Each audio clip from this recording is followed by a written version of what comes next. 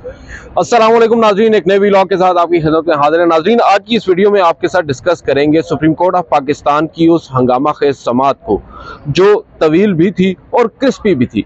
आज chief justice of Pakistan front foot पर आकर खेले हैं और उन्होंने हुकूमत को न सिर्फ आप कह सकते हैं कि सख्त सवालात उनके सामने रखे हैं, बल्कि अब बाकायदा तौर पर कुछ शिकायत भी की हैं, कुछ शिकवे भी किए हैं।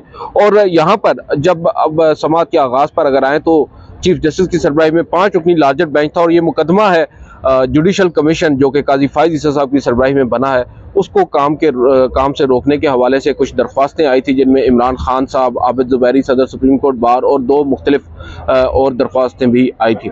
चीफ जस्टिस ने इस पर 5 रुकनी लार्जर बेंच तश्कील दिया था। समाअत का आगाज़ हुआ तो चीफ जस्टिस ने इस्तफसार किया कि बाबर अवान कहाँ है, क्योंकि इमरान खान की जानिब से बाबर अवान साहब ने दरख्वास्त दायर की थी। तो शोहेब शाहीन रोस्ट्रम पर आए, उन्होंने कहा कि मैं आर्ग्यू करूँगा। उसके बाद अटॉर्नी जनरल रोस्ट्रम पर आ गए। अटॉर्नी जनरल ने कहा कि मैं कुछ गुजारिशात करना चाहता हूं। चीफ जस्टिस ने कहा अच्छा आप कुछ कहना चाहते हैं, चलें आप कहें। उन्होंने कहा कि अगर माय लॉर्ड मुनासिब समझे तो वो इस बेंच का हिस्सा न बने। तो चीफ जस्टिस ने कहा कि क्या आप ये चाहते हैं कि आई शैल राइज फ्रॉम द बेंच, क्या मैं बेंच से उठकर चला जाऊँ? तो उन्होंने कहा कि बिल्कुल आपको ये केस नहीं सुनना चाहिए। जिस पर फिर चीफ जस्टिस ने उनको एक लंबा चौड़ा लेक्चर दिया कन्फ्लिक्ट ऑफ इंटरेस्ट के ऊपर, और ये भी कहा कि ये ओवर रिटन है।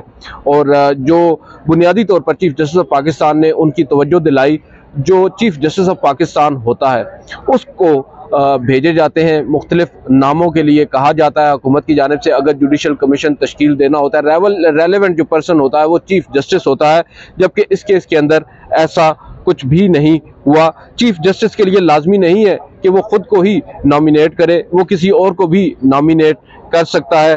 और जो एक्सक्लूजन है ग्राउंड्स ऑफ नेसेसिटी का, उसके ऊपर उन्होंने बात की। उसके बाद अटॉर्नी जनरल ने जो अपना केस है वो फॉरवर्ड करने की कोशिश की, जजेस को कायल करने की कोशिश की। तो चीफ जस्टिस ऑफ पाकिस्तान ने यहाँ पर उनको एक बात बड़ी वाज़ेह कही। उन्होंने कहा कि देखें, अदलिया जो है वो हुकूमत के मातहत नहीं है, आपकी हुकूमत के मातहत नहीं है। अब मेरा ख्याल है काफ़ी हो गया है, आप अपनी नशिस्त पर बैठे। उसके बाद फिर अटॉर्नी जनरल अपनी जगह पर खड़े रहे और उन्होंने मज़ीद इस बात के ऊपर जोर दिया कि देखें जो कमीशन बनाया गया है वो तहकीकात के लिए बनाया गया है। और इस पर चीफ जस्टिस ऑफ पाकिस्तान ने कहा कि देखें जो धरना हुआ था 2014 का पाकिस्तान तहरीक इंसाफ का, उसके ऊपर एक कमीशन बना था और वो कमीशन भी उस वक्त के चीफ जस्टिस ने बनाया था और नॉमिनेट किए थे नामों को चीफ जस्टिस ने। और अब तक जितने भी इस तरह के कमीशन बने, हम इसके ऊपर कई मुतादिद वीडियोस भी कर चुके हैं जिसमें अदालत वाज़ेह कर चुकी है कि जो कमीशन होता है उसकी तश्कील के लिए हुकूमत चीफ जस्टिस को लिखती है और फिर चीफ जस्टिस उसके ऊपर अपना जो माइंड अप्लाई करते हैं और फिर जजेस को नॉमिनेट करते हैं।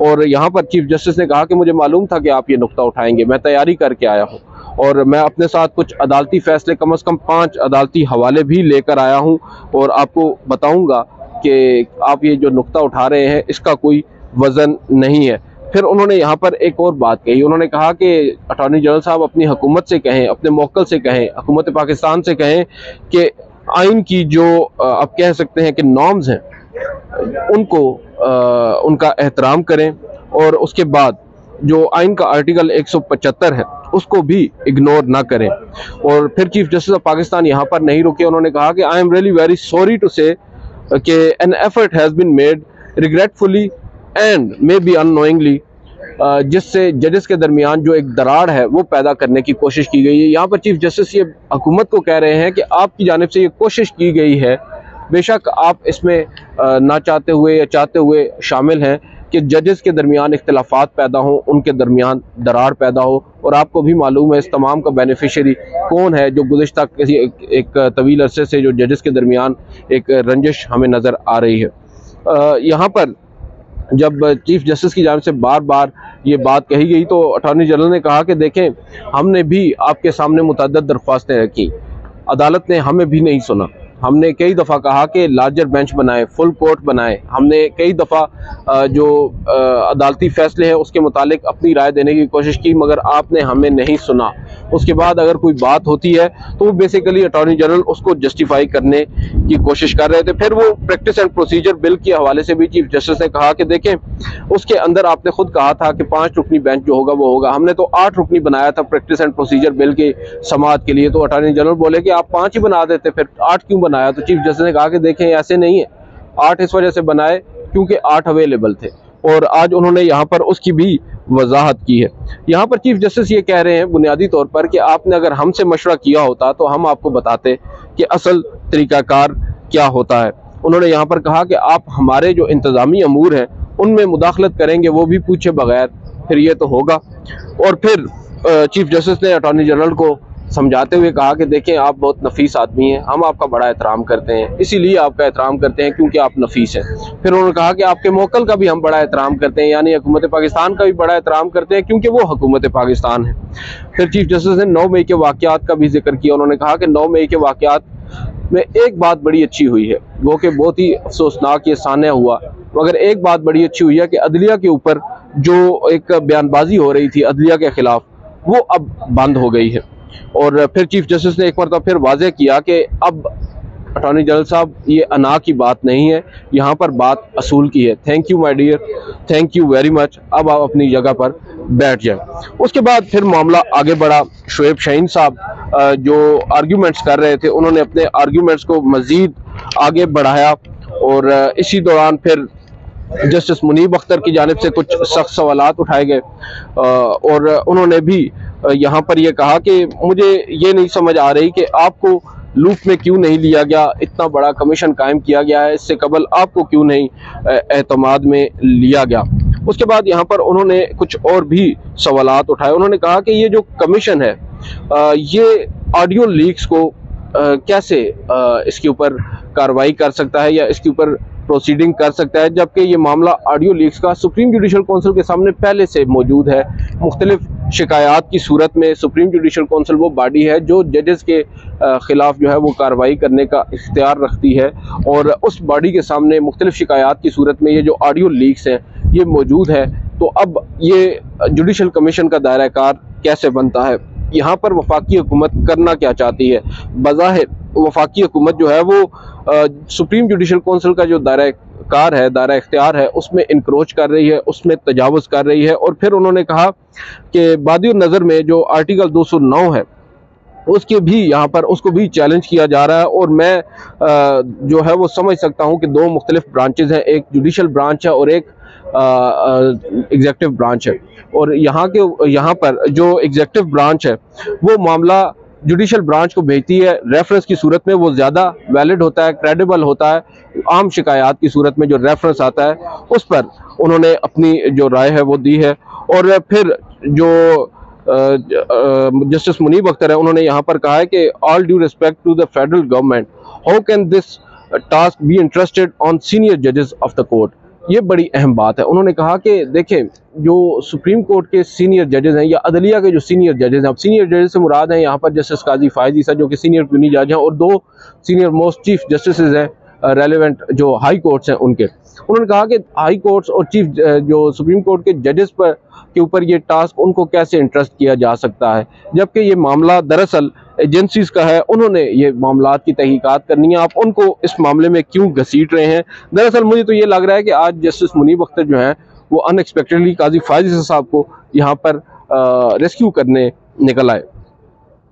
और उसके बाद मुख्तलिफ जो है वो इसके अंदर ऑब्जर्वेशन आई हैं। चीफ जस्टिस ऑफ पाकिस्तान ने कहा है कि नज़र यही आता है कि ये मामला भी जल्दबाजी में ही किया गया है। जैसे आपको याद होगा जो प्रैक्टिस एंड प्रोसीजर बिल की कानून साजी है उसके ऊपर भी चीफ जस्टिस ने कहा था ये कानून साजी जल्दी में की है, तो चीफ जस्टिस ने उसकी हवाला देते हुए कहा कि अब लगता है कि ये कमीशन भी जो है वो जल्दबाजी में बनाया गया है। और उसके बाद यहाँ पर जस्टिस मुनीब अख्तर की जानिब से एक बड़ी दिलचस्प बात कही और बाद में उन्होंने अपनी बात वापस ले ली। उन्होंने कहा कि कैसे, हाउ कैन द सिटिंग जजेस बी इंटरेस्टेड, ये बात हम आपको पहले बता चुके हैं। उसके बाद उन्होंने अगला जुमला बोला, उनको कह दिया गया है सिटिंग जजेस को कि यू डिग अप, और फिर जो मुनीब अख्तर साहब हैं वो खामोश हुए और 1 मिनट के तौक़ुफ़ के बाद वो बोले I am sorry, I should not have said this, ये प्रॉपर वर्ड नहीं है। अब डिग अप का मतलब क्या है कि आप खोद के निकालें जो आप कह सकते हैं कि शवाहिद को, जिनकी बुनियाद पर या जो अदलिया जिससे मुतासर हो रही है, और ऑडियो लीक्स का यहाँ पर हवाला है। तो जस्टिस मुनीब अख्तर ने बात कही भी और नहीं भी कही। उसके बाद उन्होंने कहा कि उनको कह दिया गया है कि आप देखें उनके बिहाफ पर, हुकूमत के बिहाफ पर, कि ये जो मामला हुआ है ऑडियो लीक्स का। और उसके बाद TORs के ऊपर बार बार बात हुई, और जो जजेस हैं बिलखसूस जस्टिस मुनीब अख्तर, उन्होंने कहा है कि जो TORs हैं, जो टर्म्स ऑफ रेफरेंसेस हैं, वो सिटिंग जजेस से मुतालिक हैं। और एक बात आप जहन में रखें कि जो TORs हैं वो बाकायदा तौर पर ओवरलैप कर रहे हैं 209 बेसिकली सुप्रीम जुडिशल काउंसिल का वो आर्टिकल है जिसके तहत सुप्रीम जुडिशल काउंसिल जजेस के खिलाफ कार्रवाई करती है। यहाँ पर उन्होंने कहा कि मैं माजरत चाहता हूँ, लेकिन ये ग्रॉस मैनर है, और यहाँ पर ये जो कुछ भी है काफ़ी ज़्यादा डिस्टर्बिंग है जो इस वक्त हो रहा है। अब अदालत ने यहाँ पर जो मामला है इसको मौखर किया है। इसके ऊपर जो फैसला है, चीफ जस्टिस कहते हैं कि हम कुछ देर में करेंगे। अब देखते हैं वो फैसला क्या होता है। एक्सपेक्ट तो यही किया जा रहा है कि अदालत जो है वो आज ही इस पर काम करने से रोकेगी। चीफ जस्टिस ने कहा है कि हम इस तमाम तर मामले को बड़ी संजीदगी से लेते हैं। अदलिया की आज़ादी के बारे में यहाँ पर कहा गया है, और हमारी भी जो है वो एक मॉरल अथॉरिटी है, और वो मॉरल अथॉरिटी है इंसाफ की मॉरल अथॉरिटी। हम जो कुछ भी करते हैं वो सरेआम करते हैं और खुल कर करते हैं। हमने काजी फाइज ईसा केस में कहा था कि वजारत कानून ने ARU को इजाज़त नहीं देना थी, और अब यही मामला आपके ऊपर भी आता है। बहरहाल चीफ जस्टिस ने कहा कि अब एक मुख्तसर ऑर्डर जारी करेंगे आज के लिए। और एक बात फिर चीफ जस्टिस ने तौक़ुफ़ किया, और साथ उनके बैठे जस्टिस इजाज़ुल हसन के साथ उन्होंने कुछ मशवरा किया। फिर बाईं जानिब बैठे जस्टिस मुनीब अख्तर और जस्टिस शाहिद वहीद से उन्होंने कुछ बात की, और फिर चीफ जस्टिस ने कहा कि हम एक इंटरम ऑर्डर भी आज जारी करेंगे। और मीडिया का शुक्रिया अदा किया। हम वहाँ पर मौजूद थे, मुख्तलिफ सीनियर जर्नलिस्ट भी वहाँ पर मौजूद थे। चीफ जस्टिस ने जर्नलिस्ट की तरफ देख कर कहा कि आप जेंटलमैन, आप लोगों का भी बहुत बहुत शुक्रिया, और फिर जजेस उठकर चले गए। अब जो अहम बात है इंटरम ऑर्डर की, ऑब्वियसली इंटरम ऑर्डर जब तक ये वीडियो आपके पास आएगी यानी मुमकिन है उस वक्त तक आ भी चुका हो। और इंटरम ऑर्डर से अब अंदाज़ा यह लगाया जा रहा है कि इंटरम ऑर्डर बुनियादी तौर पर होता है एक हुक्म इम्तना आ सकता है। वो जो नोटिफिकेशन हुकूमत ने जारी किया, जिस नोटिफिकेशन के ज़रिए ये जुडिशल कमीशन तश्कील पाया, उस नोटिफिकेशन को ही अदालत जो है वो कलअदम करार दे दे और जुडिशल कमीशन को वक्ती तौर पर काम से रोक दे। ये एक बड़ा ऑर्डर आज आ सकता है। हमने आपको अपनी गुज़िश्ता वीडियो में भी बताया था कि आज की जो हेयरिंग है जो हो चुकी है, अब वो उसकी सिग्निफिकेंस बहुत ज़्यादा थी, और इसके जो असरात होंगे वो अब आइंदा आने वाले दिनों पर भी पड़ेंगे। आज की इस वीडियो से इतना ही, इजाज़त दीजिए। अल्लाह हाफ़िज़।